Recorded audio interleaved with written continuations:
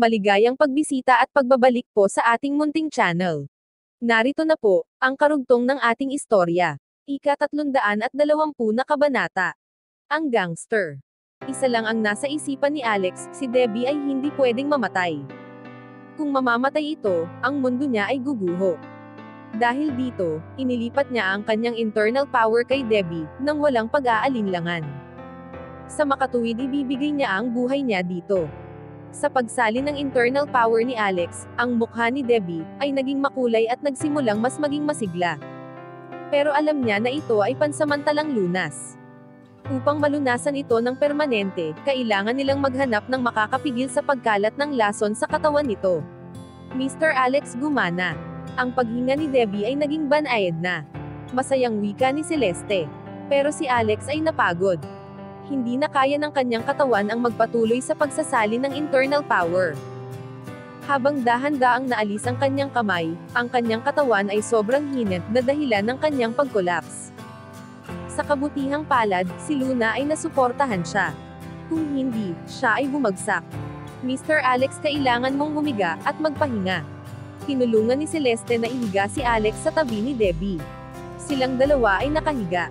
Medyo na-relax siya kaunti nang makitang medyo bumuti si Debbie.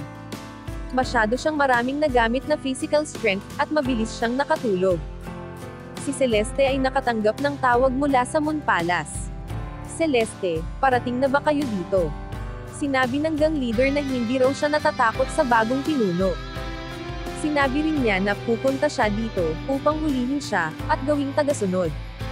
Ano, masyado silang maraming iniisip. Huwag kang makipaglaban sa kanila. Panatilihin mong ligtas ang lahat. At kapag nakarating na kami, kasama ang bagong pinuno, saka tayo makikipagtuos sa kanila, galit na wika ni Celeste. Oo, pero parami sila ng parami. Nag-aalala ako na makukuha na nila ang lugar bago kayo dumating. Basta panatilihin mong ligtas ang lahat. Darating na kami at lahat sila ay mamamatay. Utos ni Celeste. Bumaling siya sa kanyang mga kasama, at sinabi sa mga ito. Ang sitwasyon sa Moon Palace ay sobrang mapanganib. Si Mr. Alex ba ay makakatulong sa atin? Tanong ni Celine. Si Celeste ay hindi sumagot. Tumingin siya kay Alex at sa isip niya. Masyado itong maraming nagamit na lakas. May sapat pa ba siyang lakas upang tulungan kami laban sa mga gangster, at iligtas ang Moon Palace? Si Callisto ay patuloy na nagmamaneho, patungo sa Moon Palace, sa bilis na kanyang makakaya. Halos wala ng sasakyan sa kalsada, at unti-unti nang dumidilim. Ang temperature ay bumaba ng ilang degrees. Pagkatapos ng ilang oras, si Callisto ay pinark ang sasakyan. Ang maliliit na snow, at banayad na lamig ay bumalot sa kanya, nang bumaba siya mula sa driver's seat. Mr. Alex, marahan na tinapik ni Luna, ang mukha ni Alex, at marahan itong gumising. Narito na ba tayo? Tanong niya. Medyo malayo pa, bago tayo makarating sa Moon Palace. Pero hindi na tayo pwede magdala ng sasakyan, sagot ni Celeste. Tumingin siya dito, at nag-aalalang nagtanong. May lakas ka pa ba na maglakad dito? Oo, umalis na tayo. Si Alex ay tumayo ng tuwid. Bagaman ang kanyang katawan ay mahina, ang kanyang kagustuhan ay matatag. Ang kanyang mahimbing na tulog ay nakatulong sa pagbawi ng kaunti sa kanyang lakas. Kailangan niyang makapunta sa Moon Palace. Bumalik siya upang buhatin si Debbie palabas ng sasakyan. Mr. Alex, sandali. Isuot mo itong coat kay Debbie. Wika ni Celeste, habang iniaabot ang makapal na coat. Masyadong malamig sa bundok. Maiinitin tayo habang naglalakad, pero si Debbie ay hindi gagalaw, at hindi namin gusto na lamigin siya. Isuot mo ito sa kanya. Isinuot ni Alex ang mainit na coat kay Debbie.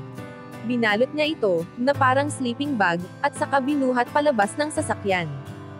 Ang klima sa labas ay sobrang lamig. Nang mapansin ni Alex na ang kanyang paghinga ay nakikita sa hangin. Sa palagay niya, ito ay mga -5 degrees. Mr. Alex, kaming apat ay pwedeng buhatin si Debbie para sa iyo. Suggest ni Celeste. Gaya ng dati, gusto nilang tulungan si Alex, at ibahagi nito ang mga paghihirap. Hindi pinansin ni Alex ang suhestyon ni Celeste at sinabi. Umalis na tayo, tara. Kailangan nating magmadali sa pagpunta sa Moon Palace. Sige, umalis na tayo. Si Celeste at si Lynn ay pinangunahan ang daan, habang si Callisto at Luna ay nasa likod ni Alex.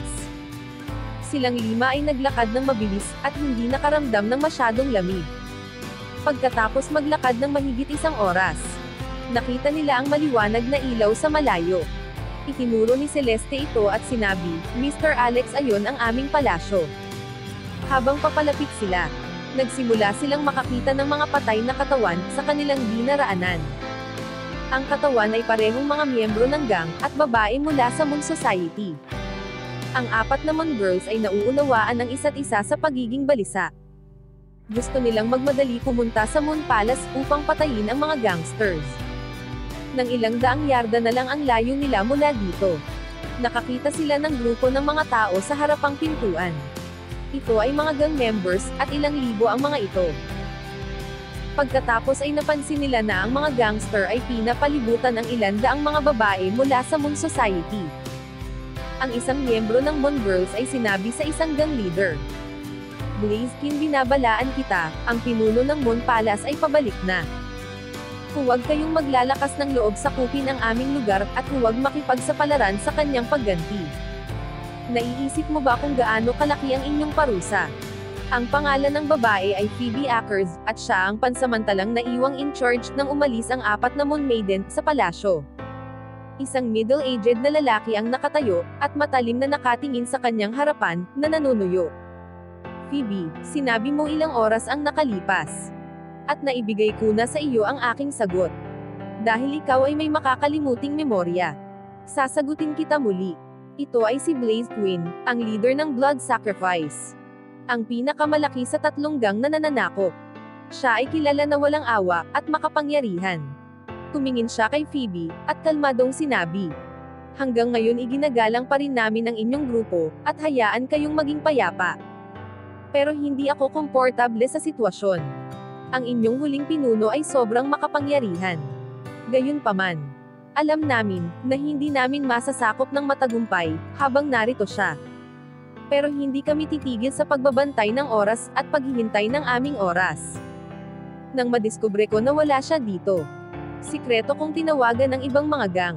Iminungkahi ko na magsama-sama kami upang sakupin ang Moon Palace. Hindi ako umaasa sa masigasig na sagot mula sa ibang mga gang. Pero mukhang ang Edge at Falling Souls na mga gang ay pareho kami ng iniisip. Kaya nagtipon kami upang umatake. Alam mo na kaunti lang kayo, at kayo ay matatalo. Kahit gaano kagaling kayong mga mandirigma, hindi nyo kayang talunin ang ilang libong miyembro ng aming gang." Pagkatapos ay tumingin ito sa ibang gang leader, at tinanong, "Sumasang-ayon ba kayo?" Nagkaisa ang mga leader na tumango. "Kapag bumalik ang dati niyong pinuno, papatayin namin siya," dagdag pa ng isa. Binulag niya ang isang mata ko. "Kung maglalakas siya ng loob bumalik ngayon, masaya ako na makuha ang aking paghihiganti," sabi pa ng isa. "Nakuha na namin ang lugar, ngayon sumuko na kayo," utos ni Blaze. "Nahihibang ka na. Ang bago naming pinuno ay mas malakas, at wala kang pag-asa, kahit 10 beses mong doblehin ang iyong lakas," wika ni Phoebe. Sinubukan niyang maging confident ang boses, kaysa sa kanyang nararamdaman. "Maliit na babae, tumigil ka sa pananakot sa amin, ng iyong pagbabanta. Pinapayuhan kita na ibaba ang inyong mga sandata ng mabilis, at i-welcome kami sa inyong palasyo. Hahayaan namin kayong manatili, at libangin ang aking mga tao sandali, bago kayo umalis," sabi ng maliit na matabang lalaki. Ang pangalan nito ay Falcon Truman. At ito ang leader ng Falling Souls Gang. Sa narinig na mga sinabi nito, ang lahat ng miyembro ng gang ay tumawa. "Tama, kung paliligayahin nyo kami ngayong gabi, hahayaan namin kayo na umalis bukas," sigaw ng ibang gang leader. Narinig ko na ang mga kama ng Moon Palace ay malaki, at marangya. Excited na wika ng isang lalaki. Pero mga nasa 700 lang ang mga babae sa Moon Palace, at tayo ay nasa ilang libo. Kailangan nating magbahagi. 3 o 4 na lalaki sa isang babae, pero okay lang iyon, sagot ng isang gangster. Ang lahat ng babae sa Moon Palace ay magaganda at malalambot. Ito ay magiging kasindak-sindak, wika muli ng isa pa. Hanggang dito na lang po muna. Maraming salamat po sa pakikinig. Pwede po bang humingi ng subscribe bilang pagsuporta sa ating munting channel? Hanggang sa susunod po muli. Stay safe and God bless.